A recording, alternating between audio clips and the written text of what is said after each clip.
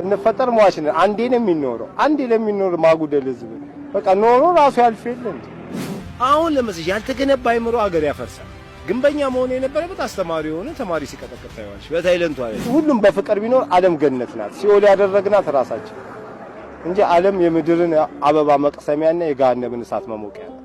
ከፈለክ አበባውን እየቀሰምክ ተደዝናንተ ትኖራለህ። ገሃነምም ላድርገው ካልክ ታደርገዋለህ። ዩኒቨርሲቲ የት ሀገር ነው ለፖለቲካ ብጥብጥ የሚውለው? አበባ ላይ ቆሞ ይሸናል። ገንዘብ የትኛውንም ደስታና እርካታ ይገዛልሽ። ሀገራችን ሙሉ ሲስተሙ መቀየር አለበት። የትምህርት ሲስተሙ፣ የፖለቲካችን ሲስተሙ፣ የኑሯችን ሁሉም ተደበላልቆብናል። አበሽ ምዕራባዊ ሆነናል።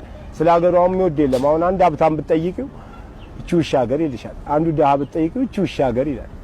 አንዱ ባለስልጣን እቺ ውሻው ማን ነው?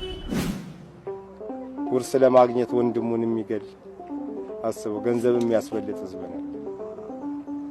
ፍቅር ቢኖረን ዓለም ገነት ናት። ደግሞ ኢትዮጵያ ውስጥ ተደራጅቶ መለመን እንጂ ተደራጅቶ መስራት አይችልም። አሁን የላሸቀው ለዚህ ነው። ሱሪ ማውለቅ ሱሪ ማጥለቅ ነው። ወጣቱ ደንዝዟል። ከዛ ራሳቸው አደንዝዘው ቦዘን ይሉታል።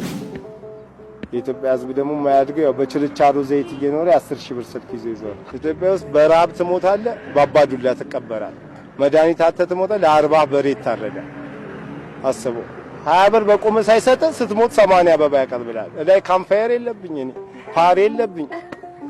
አስበው እስቲ ጠዋት ይነሳኔ ቀበሌም ሰራተኛ ሊገመግም ሲሄድ የጓደኛውን እንከን ወር ሲደክም ፈልጎ ወር ቢሰራ እኮ የት ይደረስ ሄዶ ሪፖርት ላይ ይገመገማል። ስራ ሳይሰራ